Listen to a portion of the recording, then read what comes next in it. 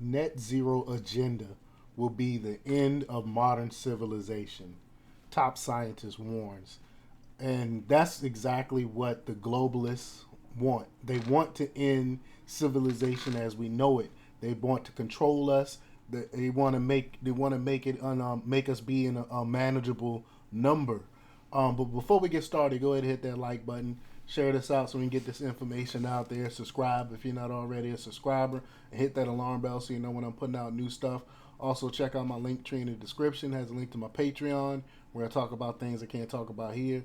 There's also a link to my Instagram and my merch store where I have I Will Not Comply t-shirts as well. All right, let's talk about this news. One of the world's leading scientists has warned that the net zero agenda will lead to the end of modern civilization. In a recently published scientific paper, Dr. Wallace Mannheimer, a renowned nuclear physicist, has issued a damning indictment of the net zero political project. Mannheimer argues that total reliance on green energy, such as wind and solar power, will have dire consequences for humanity. And I've been echoing this same sentiment. Quote, not only will this new infrastructure fail, but will cost trillions, trash large portions of the environment, and be entirely unnecessary, he warns. So the same thing they claim they want to prevent, they want to save the environment. It'll actually this what they're doing is actually ruining the environment. The stakes, quote, are enormous, he adds. Dr. Mannheimer holds a physics PhD from MIT and has had a 50-year career in nuclear research. His work includes research at the Plasma Physics Division at the U.S. Naval Research Laboratory. Mannheimer has published over 150 scientific papers. In his view, there is, quote, certainly no scientific basis for expecting a climate crisis from too much carbon dioxide in the atmosphere in the next century or so. He argues that there is no reason why civilization cannot advance using both fossil fuel power and nuclear power. Something else I've been echoing for a while. Nuclear power is much cleaner. The technology is there. Why? The question is, why are they fighting against it? Because they know it's too good. And I even did a video on nuclear fusion that they finally got popping off. But Mannheimer says the effort should then focus on gradually shifting to more nuclear power.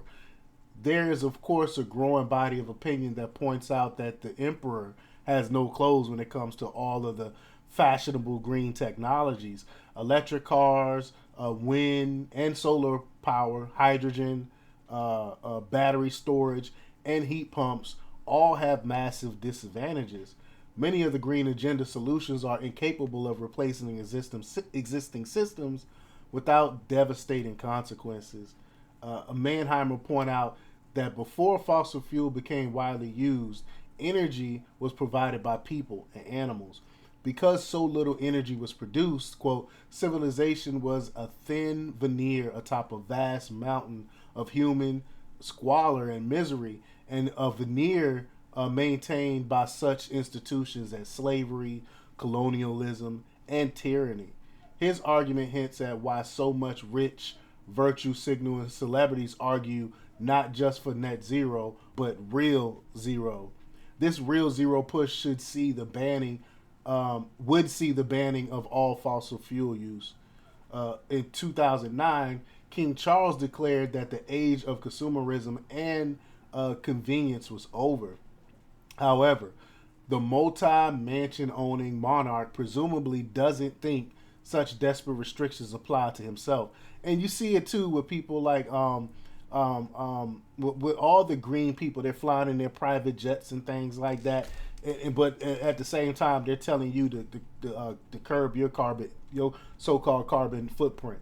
Um, Mannheimer notes that the use of fossil fuels have extended the benefits of civilization to billions, but this job is not yet complete. Quote, to spread the benefits of modern civilization to the entire human family would require much more energy as well as newer resources, he notes. So that's why they're trying to quell this stuff in like Africa and things like that, because they don't want advancement. They want to make us, countries like us that prosper, into third world countries again, so it's easier for them to control. But in his paper, Manheimer argues that the emphasis on a false climate crisis is becoming a, quote, tragedy for modern civilization. Modern civilization, he notes, depends on reliable, affordable, and environmentally viable energy. Quote, the windmills, solar panels, and backup batteries have none of these qualities, he states. The falsehood has been pushed by what has been termed a climate industrial complex, comprising some scientists, most media, industrialists, and legislatures. Furthermore, he continues, the grouping has somehow managed to convince many that CO2 in the atmosphere, a gas necessary for life on Earth, one of which we exhale with every breath, is an environmental poison. I mean, the way they trick people into this is crazy. Plants need CO2. And again, I talk about this a lot. When you pull up the ice sheets and study the carbon that's from back from prehistoric times, the carbon was a lot more abundant then than it is now. And that's why the dinosaurs and such was able to grow so big, because of the abundance of CO2. But they don't talk about that. In Manheimer's view, the partnership among self-interested businesses, grandstanding politicians, and alarmist campaigners, quote, truly is an unholy alliance. The climate industrial complex does not promote discussion on how to overcome this challenge in a way that will be best for everyone. Quote, we should not be surprised or impressed that those who stand to make a profit are among the loudest calling for politicians to act, he added. Perhaps one of the best voices to cast doubt on an approaching climate crisis, suggests the author, is Professor Emeritus Richard Lindzen of MIT. Lindzen is one of the world's leading authorities on geographical fluid motions. Quote, what historians will definitely wonder about in future centuries is how deeply flawed logic, obscured by shrewd and unrelenting propaganda, actually enabled a coalition of powerful special interests to convince nearly everyone in the world that CO2 from human industry was a dangerous, planet destroying toxin, Lindzen states. He goes on to say, it will be remembered as the greatest mass delusion in history of the world that CO2, the life of plants, was considered for a time to be a deadly poison. And it's ridiculous. If people actually stop and think about it, they will understand how dumb this premise actually is. But much of Dr. Manheimer's paper debunked many of the fashionable and politicized nostrums surrounding the so-called settled climate science, discussing some of the contrary opinions that debunk obviously false claims. He says is, quote, particularly disheartening to see learned societies make definitive claims when so much contrary information is readily available. And I make that same point. You can look at the statistics and just listen to some of the contrarians about this, and you will see that all this stuff that they call so-called science is made up.